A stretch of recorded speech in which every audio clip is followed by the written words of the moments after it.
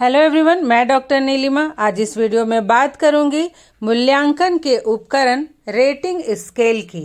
Topic पर चर्चा करने से पहले यदि आप बीएड के सिलेबस का हिंदी ट्रांसलेशन चाहते हैं या फिर कोर्स 1, 2, 3, 5 और 10 के सभी टॉपिक्स के वीडियो चाहते हैं तो डिस्क्रिप्शन बॉक्स में लिंक दिया हुआ है, आप वहां जाकर देख सकते हैं।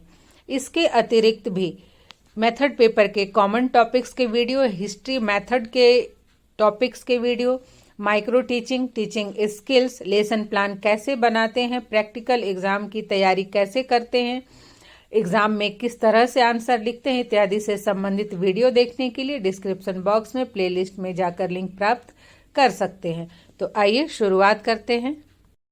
रेटिंग स्केल, जिसे निर्धारण मापनी कहते हैं, यह मापन एवं मूल्यांकन का एक उपकरण है, टूल है। रेटिंग स्केल द्वारा वस्तु और व्यक्तियों की विशेषताओं या फिर उनकी प्रतिक्रियाओं को उनके किसी गुण के आधार पर एक क्रम में व्यवस्थित कर लिया जाता है। यह क्रम जो होता है यह आरोही या अवरोही क्रम में होता है। इसके पश्चात उसके आधार पर ही श्रेणी प्रदान की जाती है। इसमें 3, 5 या फिर 7 पॉइंट्स होते हैं और इसी पैमाने के आधार पर व्यक्ति या वस्तु की जो मात्रात्मक या गुणात्मक विशेषताएं हैं उनका मापन एवं मूल्यांकन किया जाता है। निर्धारण मापनी का प्रयोग उद्योग में भी किया जाता है, व्यापार में, शिक्षा में, अनुसंधान में और विभिन्न प्रतियोगिताओं में भी इसका प्रयोग बहुत प्रचलित है। निर्धारण मापनी में कुछ गुणों की एक सूची होती है जिसमें प्रत्येक के सामने कुछ विशेषण लिखे होते हैं या फिर अंक लिखे होते हैं, और जो निर्धारक होता है, जो जज होते हैं, वे अपने अनुभव के आधार पर, अपने ज्ञान के आधार पर संबंधित व्यक्ति के विषय में या फिर वस्तु के विषय में किसी एक पर निशान लगा देते हैं। ये जो रेटिंग स्केल है, ये जो उपकरण है, इसके द्वारा जो भी मापन या मूल्यांकन होता है वो आत्मनिष्ठ होता है, क्योंकि हर एक व्यक्ति का दृष्टिकोण अलग अलग होता है और अपने उस दृष्टिकोण के आधार पर वो किसी व्यक्ति या फिर वस्तु की विशेषताओं से प्रभावित होता है और उसी के आधार पर उसे वो अंक प्रदान करता है। आजकल सभी, जैसे मान लीजिए कि आप मोबाइल ही है तो मोबाइल पे बहुत सारे ऐप यूज करते हैं। अगर आप किसी ऐप को यूज करते हैं तो तुरंत आता है कि रेट दीजिए, फीडबैक दीजिए, तो जिसमें 5 स्टार बने होते हैं। तो जो सबसे, अगर 1 स्टार दिया तो बहुत ख़राब, 2 स्टार तो सामान्य, 3 स्टार है तो अच्छा, 4 स्टार है तो बहुत अच्छा, 5 स्टार में सबसे अच्छा। तो इस तरह से हम लोग अपने जीवन में प्रत्येक दिन कहीं ना कहीं रेटिंग का प्रयोग अवश्य ही करते हैं। या फिर आप कहीं बाहर से ऑनलाइन कोई परचेज करते हैं तो आपको वहाँ भी रेटिंग फीडबैक मांगता है जिसमें आपको रेट देना होता है। तो ये रेटिंग स्केल जो है ये आज आम जीवन में व्यक्ति के जीवन का एक महत्वपूर्ण हिस्सा बन चुका है और इसका प्रयोग शिक्षा के क्षेत्र में भी छात्रों के गुणों, विशेषताओं का मापन करने के लिए किया जाता है। अब हम रेटिंग स्केल की कुछ परिभाषाएं देखते हैं। वॉन डेलेन ने कहा कि निर्धारण मापनी किसी चर की मात्रा, तीव्रता व बारंबारता को निर्धारित करती है। वहीं रूथ महोदय ने कहा कि निर्देशित निरीक्षण ही निर्धारण है। रेटिंग स्केल में पैमाना पहले से ही तैयार रहता है और उसके आधार पर ही व्यक्ति या वस्तु की स्थिति का, उसकी श्रेणी का निर्धारण किया जाता है। जो निरीक्षण होता है उसी के आधार पर उसकी जो योग्यता है या विशेषता है वो निर्धारित होती है। अब जो रेटिंग स्केल है वो कई प्रकार के होते हैं, लेकिन मुख्य रूप से इन्हें 4 भागों में विभाजित किया गया है। संख्यात्मक मापदंड, रेखात्मक मापदंड, संचयी अंक मापदंड और मानक मापदंड। सबसे पहले हम देखते हैं कि संख्यात्मक मापदंड क्या होता है। इस निर्धारण मापनी में अंकों को निश्चित गुण या फिर विशेषता के साथ संबंधित कर लिया जाता है और फिर सुविधा की दृष्टि से इन्हें 3, 5, 7 या 11 पॉइंट्स में रख कर पैमाना तैयार कर लिया जाता है। और इस मापनी की जो विशेषता है वो यह होती है कि इसके गुण या फिर जो विशेषता लिखे हुए हैं वे एक ओर से बढ़ते हैं और दूसरी ओर से घटते जाते हैं। जैसे उदाहरण के तौर पर मान लीजिए कि यदि मिस इंडिया का जो चुनाव करना है वो उसकी सुंदरता के आधार पर, सौंदर्य के आधार पर करना है, तो उसके लिए यदि मापनी तैयार किया जाए, संख्यात्मक मापदंड तैयार किया जाए, तो वो इस प्रकार का होगा। जैसे जो सर्वाधिक सुंदर है उसके लिए है 7 पॉइंट, जो अत्यंत सुंदर है उसके लिए 6 पॉइंट, जो सुंदर है उसके लिए 5 पॉइंट, जो सामान्य है उसके लिए 4 पॉइंट, और जो कुरूप है उसके लिए 3, अत्यंत कुरूप के लिए 2, और जो सबसे अधिक कुरूप है उसके लिए 1। तो इस तरह से ये जो है संख्यात्मक मापदंड तैयार कर लिया जाता है और उसके आधार पर ही उसका निर्धारण किया जाता है। किसी तरह के गुण को मापने के लिए या फिर प्रदर्शन को मापने के लिए भी इस तरह की संख्यात्मक मापनी तैयार की जाती है और उसका प्रयोग किया जाता है। नेक्स्ट है रेखांकित मापदंड या मापनी। इस मापनी का प्रयोग व्यापक रूप से उद्योग, शिक्षा, व्यापार इत्यादि के क्षेत्रों में किया जाता है और यह मापनी अत्यंत ही लोकप्रिय है। इसमें एक रेखा बनी होती है जैसा कि आप देख रहे हैं, जिससे कई भागों में विभक्त कर दिया जाता है और प्रत्येक भाग के नीचे कुछ विशेषण लिखे हुए होते हैं और जो निर्धारक होता है वह व्यक्ति या छात्र के इसी विशेषण के आधार पर किसी एक विशेषण पर वो निशान लगा देता है और उसी के आधार पर उसका मापन और मूल्यांकन किया जाता है, आकलन किया जाता है। थर्ड है संचयी अंक मापदंड। इस मापनी में व्यक्ति की विशेषताओं पर उसे अंक दिया जाता है और अंकों का जो कुल योग होता है उसके आधार पर उसका मूल्यांकन किया जाता है। व्यक्ति के बारे में धारणा निश्चित की जाती है। इसमें जो अंक दिया जाता है वह किसी वस्तुनिष्ठ कसौटी के आधार पर नहीं दिया जाता है, बल्कि केवल निर्णय के आधार पर दिया जाता है। इस मापनी का प्रयोग किसी कार्य पर लगे हुए व्यक्तियों के कार्य का मूल्यांकन करने के लिए किया जाता है। और जो संचयी अंक मापदंड है ये 2 प्रकार के होते हैं, चेकलिस्ट और अनुमान विधि। आइए देखते हैं वो क्या है। चेकलिस्ट विधि।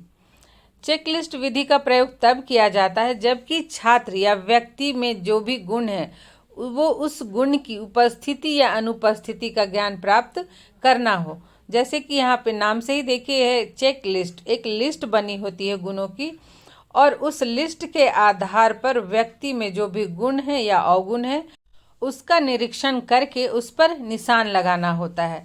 जैसे कि व्यक्ति की चरित्र संबंधी विशेषताओं में सहयोगी, दयालु, निर्दयी, लालची, संतोषी, झगड़ालू और एहसानमंद, मिलनसार इत्यादि कई गुण हो सकते हैं। इन सभी गुणों या विशेषताओं का मूल्यांकन किया जाता है। इस विधि के द्वारा यह जांच की जाती है कि बालक की चरित्र में कौन कौन सी विशेषताएं परिलक्षित हो रही हैं। इसके बाद दिए गए सभी अंकों का संचय करके बालक के गुणों के बारे में निर्णय किया जाता है।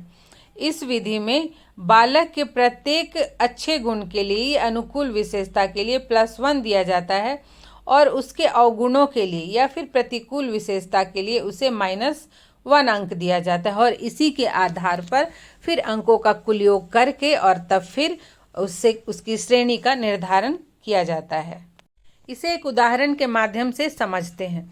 जैसे कि बालक की जो अनुकूल विशेषताएं सहयोगी, मिलनसार और प्रतिकूल विशेषताएं जो झगड़ालू है, इनकी मात्रा ज्ञात करनी हो तो इस तरह से एक गुणों की लिस्ट बना लेंगे और उसके आधार पर जो भी उसमें विशेषताएं जिस मात्रा में दिखाई देगी उस पर निशान लगा देंगे। जैसे कि अगर कोई बालक सहयोगी है तो हाँ, वो उत्साह से सहयोग करता है या फिर अपनी इच्छा से या फिर न्यूट्रल रहकर या फिर जलन से या फिर मजबूरी में उसकी सहयोग करता है। तो ये जो विशेषता उसकी दिखाई देती है उसके आधार पर तब उसे निशान लगाया जाता है। उसी तरह से मिलनसार बच्चे के लिए भी है, झगड़ालू के लिए भी है कि अगर अधिक झगड़ालू है, सामान्य से अधिक झगड़ालू है या सामान्य है या सामान्य से कम है या बिल्कुल ही कम है। तो इस तरह की जो विशेषताएं होती हैं, जो गुण होते हैं, उसके लिस्ट बने होते हैं और जो भी छात्र या व्यक्ति के लिए निर्धारण करना है उसकी विशेषताओं का, तो उस लिस्ट में टिक लगा दिया जाता है और उसके आधार पर उसकी विशेषताओं का निर्धारण करते हैं। नेक्स्ट है अनुमान विधि। अनुमान विधि का प्रयोग किसी समूह विशेष में छात्र विशेष की स्थिति या प्रसिद्धि का ज्ञान प्राप्त करने के लिए किया जाता है। इस विधि में कुछ शब्द चित्र बने होते हैं। ये शब्द चित्र वांछनीय विशेषताओं या फिर अवांछनीय विशेषताओं के साथ जुड़े होते हैं। प्रत्येक शब्द चित्र के आगे इतना स्थान छोड़ दिया जाता है कि जिन सहपाठियों के लिए वह चित्र लागू होता है उनके नाम वहां लिखे जा सकें। इनमें कुछ निर्देश भी दिए जाते हैं, जैसे यहाँ कुछ ऐसे छात्रों के विशेषताओं से संबंधित चित्र दिए गए हैं जिन्हें आप जानते हैं। प्रत्येक कथन को ध्यानपूर्वक पढ़कर आपको यह निश्चय करना है कि यह चित्र किससे संबंधित है। प्रत्येक कथन या तो अनुकूल होता है या फिर प्रतिकूल होता है। छात्र के सहपाठी उस छात्र की विशेषताओं के आधार पर शब्द चित्रों के आगे उस छात्र विशेष का नाम लिखते हैं। जैसे कि यहाँ एक ऐसा बालक है जो हमेशा दूसरों की मदद करता है। इसी तरह से और भी विशेषताएं हैं कि यहाँ एक ऐसा बालक है जो कि बहुत झगड़ालू है। तो इस तरह से जो सकारात्मक नकारात्मक दोनों विशेषताएं हैं वो लिखी होती हैं और छात्रों को उसके आधार पर उन चित्रों को देखते हुए अपने किसी सहपाठी का जिसकी की विशेषताएं उससे मिलती हैं उसका नाम लिखना होता है और इसके आधार पर उस छात्र की या व्यक्ति की विशेषताओं का अनुमान लगाया जाता है, उसे मार्क्स दिए जाते हैं। और अंत में है मानक मापदंड। मानक मापदंड में छात्र या व्यक्ति के शारीरिक गुण, बुद्धि, नेतृत्व इत्यादि से संबंधित कुछ मानक दिए गए होते हैं और उन्हीं मानकों के आधार पर न्यूनतम, सामान्य से कम, सामान्य से अधिक या अधिकतम गुणों के आधार पर छात्रों या व्यक्तियों की तुलना करके उनके बारे में निर्णय लिया जाता है। लेकिन यह आवश्यक है इसमें कि निर्धारक जिन छात्रों की विशेषताओं का मापन करना चाहता है इस मापदंड के द्वारा वह उनकी विशेषताओं से भली भांति पूर्णतः परिचित हो। इस मानदंड द्वारा अंकों के स्थान पर व्यक्ति के गुणों के आधार पर उसके स्थान का निर्धारण किया जाता है। उदाहरण के तौर पर यदि छात्रों का मापन हिम्मत की दृष्टि से करना हो तो शाश्वत हिम्मत की दृष्टि से कक्षा 5A में सर्वश्रेष्ठ है। नंबर 2 होगा श्रेष्ठ हिम्मत की दृष्टि से कक्षा 5B में श्रेष्ठ है। 3 अर्श हिम्मत की दृष्टि से कक्षा 5C में सामान्य है। 4 रमन हिम्मत की दृष्टि से कक्षा 5D में कायर है। 5 राजू हिम्मत की दृष्टि से कक्षा 5E में अत्यंत कायर है। इस मापदंड में गुणों या विशेषताओं के आधार पर मानक तैयार किए गए होते हैं और उसके अनुसार ही छात्रों के गुणों या विशेषताओं का निर्धारण करना होता है।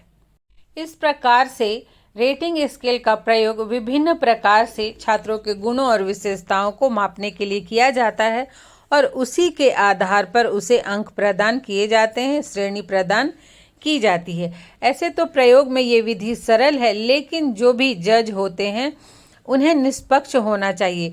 हर एक व्यक्ति का दृष्टिकोण अलग होता है और वो अपने अनुसार ही व्यक्ति या छात्रों की विशेषताओं गुणों को रेट प्रदान करते हैं। रेट में पर्याप्त अंतर देखा जाता है। तो इस प्रकार से निर्धारण मापनी छात्रों के गुणों विशेषताओं के आधार पर उनका मापन एवं मूल्यांकन करने की एक अत्यंत ही सरल विधि है और प्रचलित विधि भी है। किंतु इस विधि का प्रयोग करते समय कुछ बातों का ध्यान रखना चाहिए, जैसे कि शिक्षक को या फिर जो जज हैं उन्हें पक्षपातपूर्ण नहीं होना चाहिए। शिक्षक जिसका भी मापन कर रहे हों उनके गुणों विशेषताओं से वो परिचित हों। शिक्षकों को मापन का प्रयोग करने की विधि का भी पूर्ण ज्ञान होना चाहिए। किसी छात्र के लिए नकारात्मक सोच रखने पर भी उसकी विशेषताओं के लिए उसे उचित अंक प्रदान किया जाना चाहिए। होता है ना कि यदि किसी व्यक्ति के प्रति या छात्र के प्रति यदि नकारात्मक सोच है तो उसे अच्छा अंक नहीं दिया जाता है। और last but not the list, मानदंड के अनुसार छात्रों के गुण एवं विशेषताओं को ईमानदारी पूर्वक अंक प्रदान करना चाहिए। अंक प्रदान करते समय किसी भी प्रकार की पूर्व धारणा से प्रभावित होकर गलत अंक नहीं देना चाहिए। तो आज यहीं तक, मिलते हैं नेक्स्ट वीडियो में।